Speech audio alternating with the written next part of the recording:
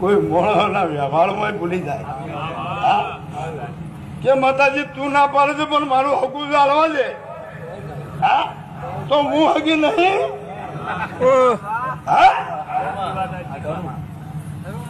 કેમ મારું હકું થાય ચાલવા દે એટલે તારું હકું થાય હું તારી હગી નહીં. તને ભગવાન ગોદાળ દુનિયામાં એમ કહી દઉં આ માર્ગે નહીં જવાનું એટલે નહીં જવાનું.